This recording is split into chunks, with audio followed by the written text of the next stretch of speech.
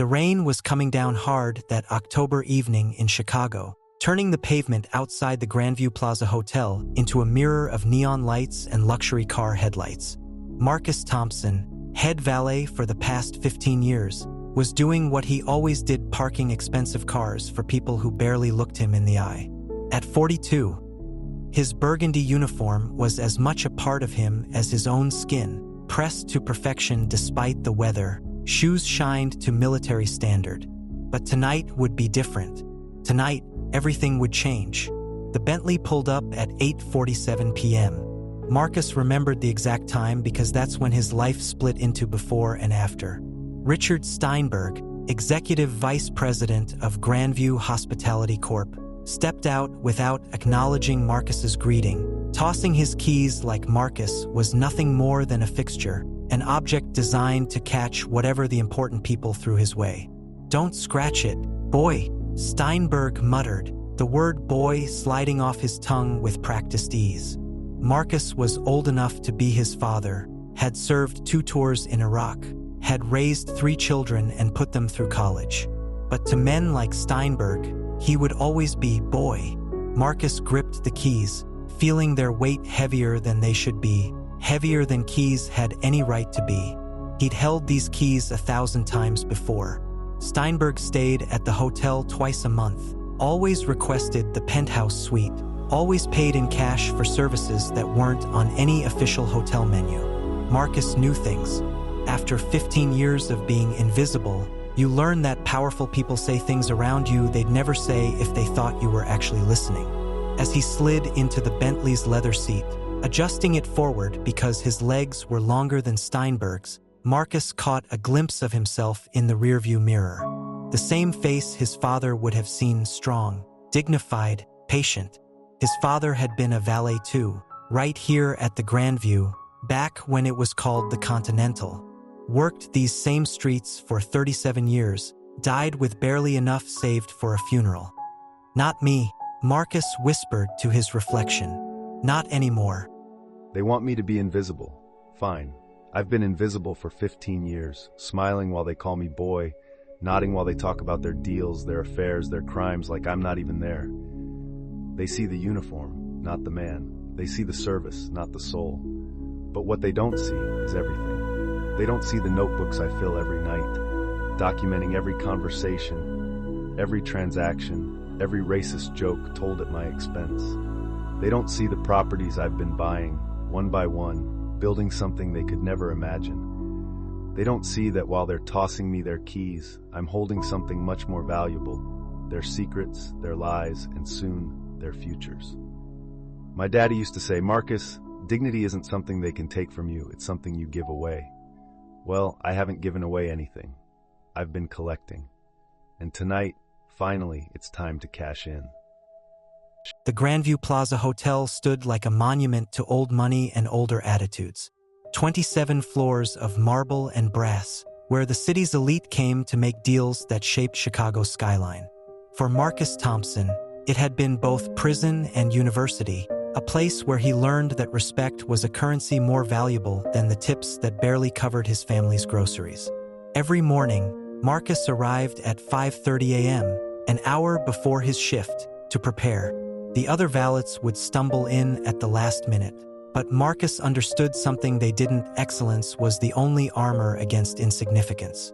He pressed his uniform with military precision, arranged the valet stand like a command post, memorized every guest's name, their car preferences, their usual arrival times. "Thompson," the voice cracked across the lobby like a whip. Harold Morrison, the hotel's general manager, stood near the concierge desk, his face twisted with the particular disgust he reserved for Marcus. "We need to talk about your attitude." Marcus had been expecting this conversation for weeks, ever since he'd reported the incident with the Goldman party, when young Bradley Goldman had drunkenly urinated in the valet booth while his father laughed and said, "At least it's good for something." Morrison had been looking for an excuse. "My attitude, sir?" Marcus kept his voice level, professional. 20 years in customer service had taught him that emotion was a luxury he couldn't afford. "Don't play dumb with me. Mrs. Ashford complained that you were..." Aggressive when you parked her car yesterday. Aggressive. The word hung in the air like smoke. Mrs. Ashford, who had screamed at him for 5 minutes because her usual parking spot was taken, who had called him incompetent and typical with that special emphasis that made clear what she really meant. He had responded with nothing more than, "I'll find you another spot right away, ma'am." "I was professional, Mr. Morrison." As always. Morrison stepped closer, close enough that Marcus could smell the bourbon on his breath despite it being barely noon. Professional? You people always think you're being professional when you're really being uppity. Know your place, Thompson. You people. Your place. The words that had followed Marcus his entire life, from the south side streets to the desert of Iraq and back to these marble floors. Each time he heard them, they carved a little deeper, not into his dignity but into his resolve. What Morrison didn't know, what none of them knew, was that Marcus had been building something far beyond their imagination. It started small, with the tips he saved despite his family's needs. Every dollar that wasn't absolutely essential went into a savings account. Then came the first investment, a rundown two-flat in Bronzeville that everyone said was worthless. Marcus saw what others didn't: potential. He renovated that building himself, working nights after 16-hour shifts at the hotel.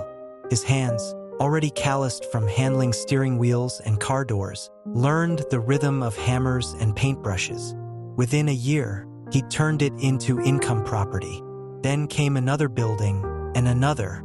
But the real breakthrough had come 5 years ago, when Marcus overheard a conversation he wasn't supposed to hear.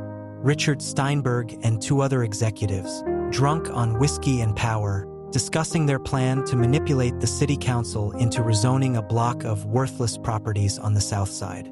They laughed about how the current owners, those people, had no idea what was coming. Marcus did 3 things that night. First, he recorded every word on the phone he kept in his pocket for exactly such occasions. Second, he went home and researched every property they'd mentioned. Third, he liquidated everything he could and started buying. The executive's inside information was worth gold, but only if you knew how to use it. Marcus formed a series of LLCs, each one more invisible than the last, each one another layer between him and discovery. While Steinberg and his cronies waited for the rezoning to go through, confident in their corruption, Marcus quietly acquired 40% of the block. Back in the hotel lobby, Morrison was still talking, his voice rising with each word. "I've had enough of your attitude, Thompson. You're on notice. One more complaint, just one, and you're gone. 15 years won't mean a damn thing." "Yes, sir," Marcus replied, his face a mask of submission that had taken years to perfect. "I understand." But understanding and accepting were 2 different things. As Morrison strutted away, probably to brag about putting the boy in his place, Marcus felt the weight of every insult, every slur, every moment of disrespect he'd endured in this building. They pressed down on him like the brass buttons on his uniform, each one a reminder of what they thought he was worth. The rest of the shift passed in a blur of expensive cars and casual cruelty. The investment banker who insisted Marcus had stolen change from his cup holder. Exactly $3.47 that had never existed. The pharmaceutical executive's wife who demanded Marcus be searched when she couldn't find her phone, which was in her purse the entire time. The city councilman who, accidentally, closed the car door on Marcus's hand, then laughed when Marcus didn't cry out. Each incident was carefully documented in the small notebook Marcus kept in his breast pocket. Names, dates, times, witnesses. 15 years of evidence that would matter someday, somehow. His father had taught him that patience was a virtue, but Marcus had learned that patience without purpose was just suffering. They see me every day, but they've never seen me. Not really. To them, I'm just part of the scenery, like the potted plants in the lobby or the chandelier that needs dusting. Black man in a uniform equals servant, equals lesser, equals nothing. The equation never changes in their minds. But I've been doing math of my own. Every insult is interest earned. Every boy is another percentage point. Every time they made me feel small, I grew larger in ways they couldn't see. While they were looking down on me, I was looking forward, building something they couldn't imagine because their imagination stops at my skin color. Morrison thinks he's warning me, putting me in my place. He has no idea that my place is so far above his, he'd need a telescope to see it. The buildings I own, the wealth I've accumulated, the power I've gathered, all invisible because it's wrapped in this burgundy uniform they can't see past. My wife asked me last week why I keep doing this, why I don't just quit, live off our investments, enjoy what we've built. Baby, I told her, this isn't about money anymore. It's about justice. It's about every black man who's ever been called boy by someone who couldn't shine his shoes. It's about my father, who died thinking he was worth no more than the tips in his pocket. She understood. She always understands. She's been beside me through every late night, every renovation, every meeting with lawyers who did double takes when they realized the valet they'd ignored in the lobby was their biggest client. She knows this is bigger than us. What hurts most isn't the disrespect. I'm used to that. It's knowing that my children, brilliant and educated as they are, could walk into this hotel tomorrow and be treated the same way.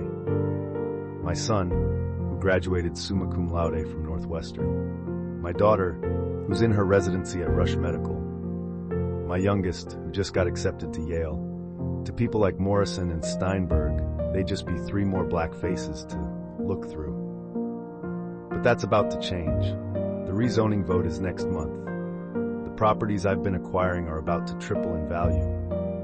And the hotel itself? Well, that's where things get interesting. See, Grandview Hospitality Corp has been hemorrhaging money, covered up by creative accounting that I've documented every step of the way. They're going to need an investor soon. A big one. They just don't know he's already here, parking their cars, listening to their secrets, planning their future. Every yes sir and right away ma'am has been a down payment on this moment. Every uniform I've pressed, every shoe I've shined, every insult I've swallowed has been an investment in justice. Morrison said one more complaint, and I'm gone. He's right about that, but not in the way he thinks. When I leave this place, it won't be because they fired me. It'll be because I own it. And when that day comes, when I walk into that boardroom, not as Marcus the valet, but as Marcus the majority shareholder, I want to see their faces. I want them to understand that the man they've been stepping on for 15 years is now the ground beneath their feet. The breakthrough came on a Tuesday that started like any other. Marcus was retrieving a Lamborghini from the garage when his phone buzzed with a message that would change everything. His lawyer, Janet Chen, one of the few people who knew about his holdings, had sent just 4 words. They took the bait. For months, Marcus had been strategically leaking information through shell companies about a mysterious investor interested in distressed hospitality properties. The Grandview's board, desperate to hide their financial hemorrhaging from shareholders, had been quietly shopping for a savior. What they didn't know was that their savior had been parking their cars for 15 years. The plan was elegant in its simplicity. Through his network of LLCs, Marcus had been buying up the hotel's debt at pennies on the dollar. Distressed debt that the original holders were eager to offload, not knowing that the rezoning of Marcus's properties would soon make him liquid enough to call in those debts whenever he chose. But first, he needed them desperate, and Richard Steinberg, in his arrogance, was about to hand Marcus the perfect opportunity. It was the night of the Harvest Gala, the hotel's premier annual event. Chicago's elite would gather in the Grand Ballroom, raising money for causes they'd forget by morning, while consuming champagne worth more than Marcus made in a month. The valet team was working at full capacity, every hand needed to manage the flood of luxury vehicles. That's when Steinberg made his move. He approached Marcus at the valet stand, a smirk playing on his thin lips. "Thompson," he said, loud enough for others to hear, "I need you to do something special tonight." Marcus recognized the tone. After 15 years, he could read these men like the morning paper. Steinberg was setting him up for something. "Of course, Mr. Steinberg. How can I help?" Steinberg produced a small package wrapped in brown paper. "I need you to put this in Senator Walsh's car, in the glove compartment, quietly." He's expecting it. Every instinct Marcus had developed, from the streets of Chicago to the battlefields of Iraq, screamed danger. This was a setup. Plant something illegal, then discover it, have him arrested, problem solved. Morrison had said one more complaint, and Steinberg was manufacturing one. "I'm sorry, Mr. Steinberg," Marcus said carefully, "but I can't access guests' vehicles without their permission. Hotel policy." Steinberg's face darkened. "I'm not asking, boy, I'm telling. You do what you're told, or you can clean out your locker tonight." There it was. The trap, sprung in full view of the arriving guests. Marcus could see Morrison watching from the lobby, could feel the weight of decision pressing down. Take the package and likely end up in handcuffs, or refuse and lose his job immediately. What Steinberg didn't know was that Marcus had been recording their entire interaction. The phone in his breast pocket had captured every word, every threat, every criminal implication. More importantly, what Steinberg didn't know was that Senator Walsh's car had a dashcam that Marcus had noticed during previous visits. A dashcam that would capture anyone attempting to plant anything. "Mr. Steinberg," Marcus said, his voice carrying the quiet authority of a man who has nothing left to lose, "I must respectfully decline. If Senator Walsh needs something placed in his vehicle, I'll be happy to do so with his direct permission." This is it. The moment where everything changes. Steinberg thinks he's got me cornered, but he's the one in the trap. Every word he's saying is being recorded. Every witness in this valet area is seeing him pressure me. He's so used to his power protecting him that he can't imagine it being used against him. I can see it in his eyes, the rage that someone like me would dare say no. In his world, I'm supposed to scramble, supposed to beg, supposed to do whatever it takes to keep this job he thinks is my whole life. He can't conceive that I might have options, might have power of my own. The package in his hand? I'd bet my entire portfolio it's either drugs or marked bills. Something traceable, something that would destroy me while keeping his hands clean. It's elegant in its cruelty, exactly the kind of move a man like Steinberg would make. Use the black valet as a mule, then act shocked when he's caught. But I've been playing chess while he's been playing checkers. Every move he's made, I've documented. Every illegal conversation I've overheard, I've recorded. Every dirty deal, every bribe, every moment of corruption, it's all in my files, waiting for the right moment. And Janet Chen? She's not just my lawyer. She's the former federal prosecutor who sent 3 city councilmen to prison for corruption. She's been building a case with the evidence I've provided, waiting for something exactly like this. Steinberg just handed us the smoking gun, and he doesn't even know it. My father used to tell me, "Son, dignity isn't about never getting knocked down. It's about how you stand back up." Well, I'm about to stand up in a way that changes everything. Not just for me, but for every person who's ever been dismissed, diminished, or degraded by people who think power is their birthright. Steinberg's face transformed into something ugly, a mask of privilege threatened. "You're refusing a direct order from an executive? Morrison," he bellowed across the valet area. "Get over here. Your boy has forgotten his place." Within minutes, the valet area had become a stage for corporate theater. Morrison arrived, followed by 2 security guards, their hands already resting on their tasers as if Marcus was some kind of threat. Guests in evening wear stopped to stare, some pulling out phones to record the unfolding drama. He refused to follow instructions, Steinberg announced, playing to the crowd. "And I have reason to believe he's been stealing from guests' vehicles." The accusation hung in the air like a poison cloud. Marcus watched as the other valets stepped back, not wanting to be caught in the blast radius. He understood. They had families to feed, bills to pay. They couldn't afford to stand with him. "That's a lie," Marcus stated clearly, calmly. "Mr. Steinberg asked me to plant a package in Senator Walsh's vehicle without the senator's knowledge. I refused." Morrison's eyes darted between Steinberg and Marcus, calculating which side offered him the best advantage. "Thompson, you're suspended pending investigation.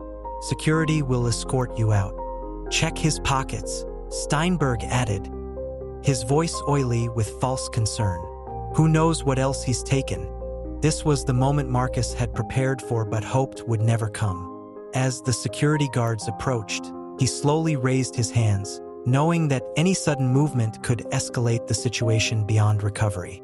One of the guards, a young man named Davis whom Marcus had always treated with respect, looked uncomfortable but followed protocol. "I'm going to reach for my phone," Marcus announced clearly.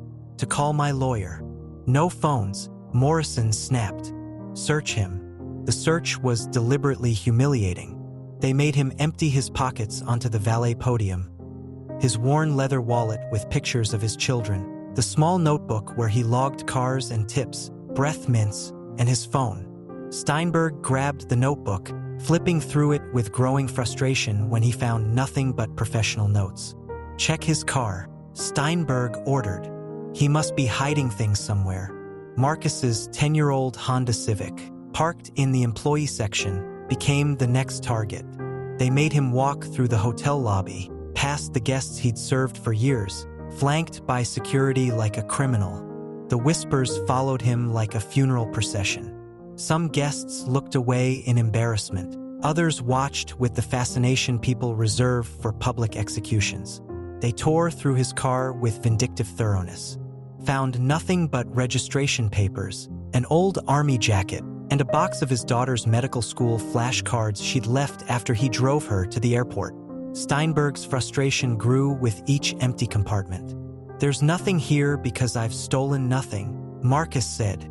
"This is harassment, and it's being recorded by multiple witnesses." That's when Steinberg made his critical mistake. In his rage, he grabbed Marcus by the collar of his uniform. "You think you're smart, don't you? You think you're better than this job?" "I think," Marcus replied quietly, "that you've just committed assault." In front of 30 witnesses. The crowd had grown. Guests, staff, even people from the street drawn by the commotion. In the age of social media, everyone was a journalist, and the optics were devastating. A white executive physically accosting a black employee while security stood by. Steinberg seemed to realize his error and released Marcus, but the damage was done. Videos were already being uploaded, tagged, shared.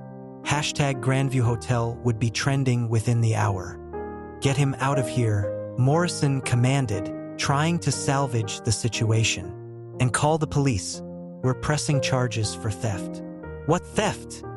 a voice called from the crowd. Senator Walsh himself, arriving late to the gala, pushed through the onlookers. "What's going on here?" Marcus watched as Steinberg's face cycled through emotions, surprise, calculation, fear. The senator's arrival had disrupted whatever story he'd been planning to tell. "Senator," Morrison began smoothly, "we've had an incident with an employee dash." "Marcus?" Senator Walsh interrupted, recognizing him. "This man has parked my car for 8 years. Never had a single issue. What's he supposedly stolen?" The silence stretched uncomfortably. Steinberg couldn't claim the package now, not with the senator standing there. Morrison fumbled for words. The security guards shifted awkwardly. "I've stolen nothing, Senator," Marcus said with quiet dignity. "Mr. Steinberg asked me to place a package in your vehicle without your knowledge. When I refused, he accused me of theft." The senator's eyes narrowed. "A package? What package?"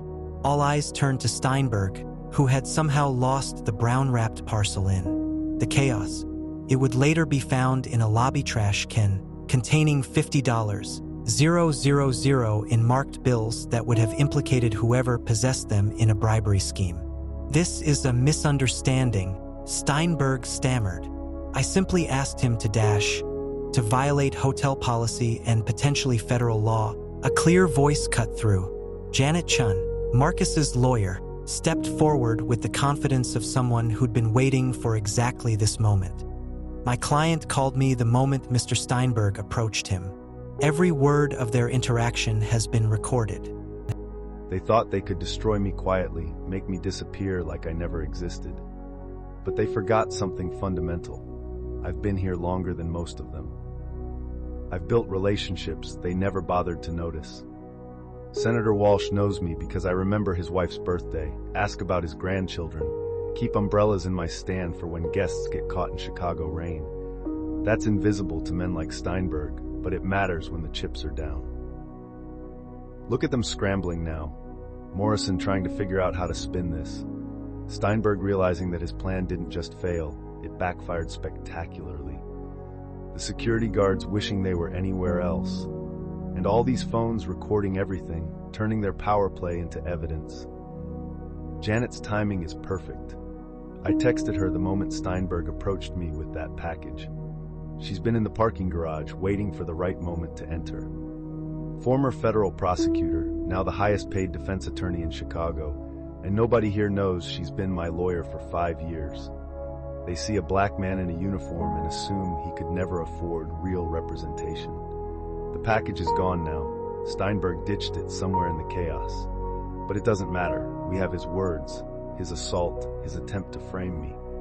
More importantly, we have pattern and practice. 15 years of documented incidents, all leading to this moment. What kills me is how unnecessary this all was. I've been a model employee. Never late, never complained, never gave them a single legitimate reason to target me. My only crime was existing while black in their white space, maintaining dignity when they expected servility. But this isn't just about me anymore. Every person of color watching this unfold sees themselves. Every worker who's been bullied by management recognizes this playbook. Every decent human being can see the injustice. Steinberg and Morrison turned the Grandview Hotel into a stage, and now they're going to have to play out the final act in front of an audience they never wanted. The beautiful irony? If they'd just left me alone, let me park cars and go home to my family, none of this would have happened. I would have quietly built my empire, maybe revealed it years from now, maybe never. But they couldn't stand the sight of a black man who wouldn't bow and scrape. They had to push, had to try to break me. Now they're about to learn what I learned in Iraq, what I learned growing up on the South Side, what my father taught me through his own quiet strength. You can knock a good man down, but if you don't finish him, he'll get back up. And when he does, he'll be holding receipts. Janet has everything. The recordings, the documents, the evidence of financial crimes that make this attempted frame job look like jaywalking. They wanted to make an example of me. Congratulations, gentlemen. You're about to succeed beyond your wildest dreams. The police arrived within minutes, but the scene they found wasn't what Morrison and Steinberg had orchestrated. Instead of a compliant victim ready to be carted away, they encountered Marcus Thompson standing calmly beside his attorney, Senator Walsh serving as a witness, and dozens of recordings showing a very different story than the one Morrison was trying to tell. Officers, Janet Chun addressed them with practiced authority. My client has been assaulted and falsely accused. We have video evidence and multiple witnesses. Mr. Steinberg attempted to coerce my client into planting evidence in a senator's vehicle. When my client refused, he was physically attacked and defamed. The lead officer, a veteran named Rodriguez who'd worked the downtown beat for 20 years, surveyed the scene with experienced eyes. He'd been called to the Grandview before, usually for drunk guests or domestic disputes among the wealthy. This was different. We'll need statements from everyone, Rodriguez announced. Mr. Steinberg, Mr. Morrison, please step over here. As the investigation unfolded, something remarkable happened. The other valets, emboldened by Marcus's stand and the presence of legal authority, began to speak up. Stories poured out years of abuse, wage theft, discrimination. The housekeeping staff, watching from the lobby, added their voices. Even some guests, those with conscience if not courage, confirmed patterns of behavior they'd witnessed but never challenged. Marcus watched this transformation with mixed emotions. He'd protected these people as best he could over the years, absorbed blows meant for them, but he'd never expected them to stand with him. The solidarity was overwhelming and long overdue. Meanwhile, Janet Chun was orchestrating a legal symphony.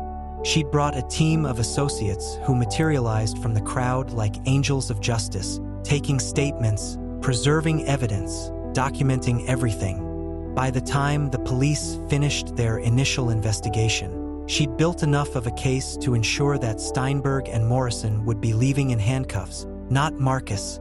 Mr. Thompson, Officer Rodriguez approached him with respect that had been absent from every other authority figure that night. We'll need you to come to the station to file formal charges. Your attorney can accompany you. Actually, Janet interjected, there's something else the authorities need to know. My client has been documenting systematic financial irregularities at this hotel for years. We have evidence of money laundering, tax evasion, and bribery that reaches into city government.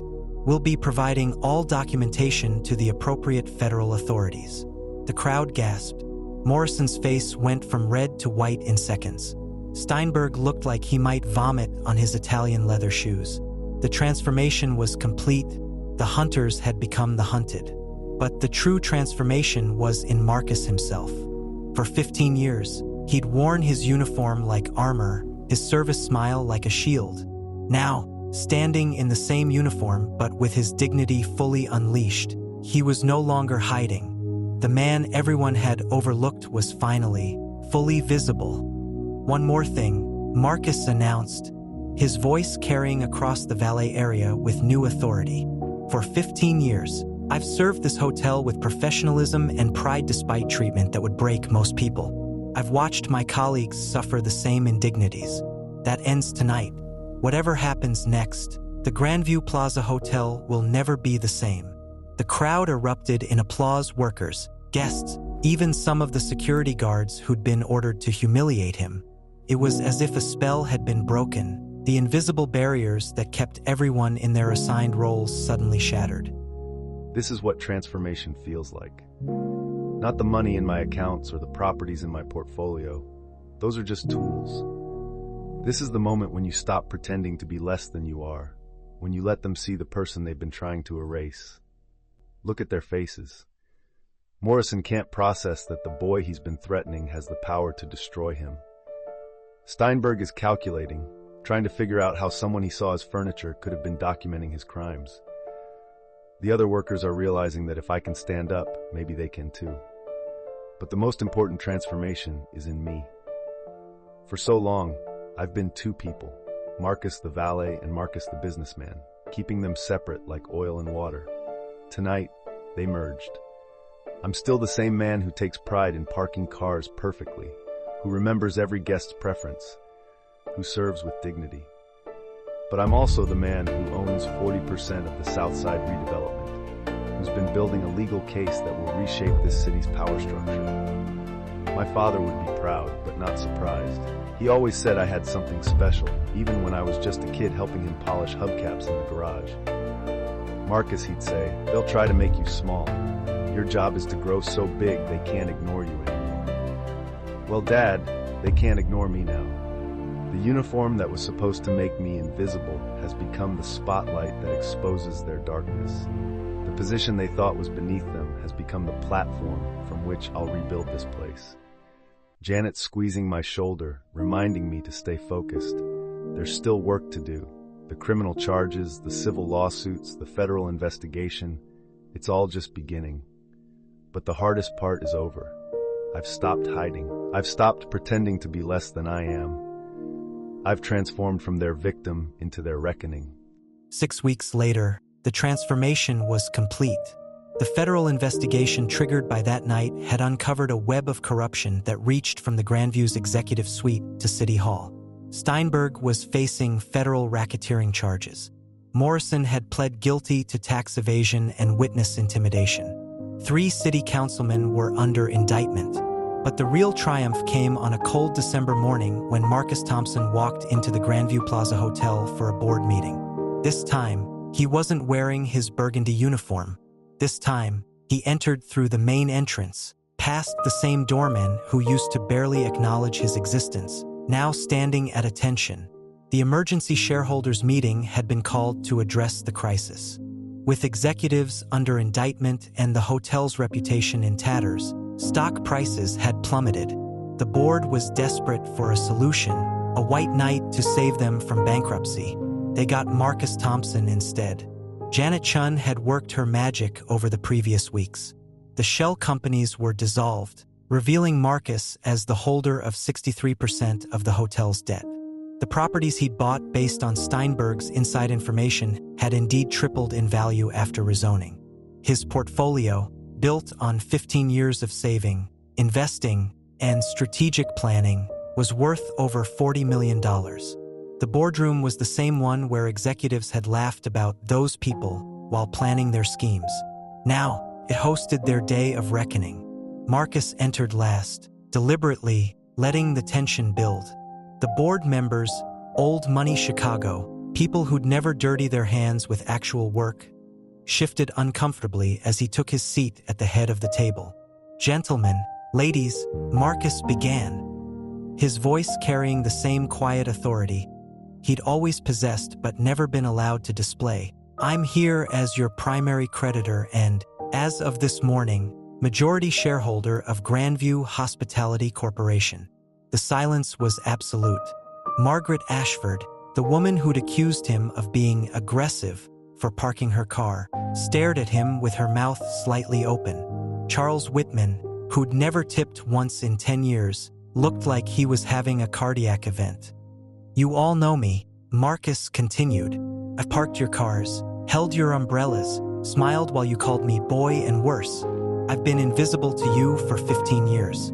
But I've been watching, learning, building, and now I own this place you thought was your birthright."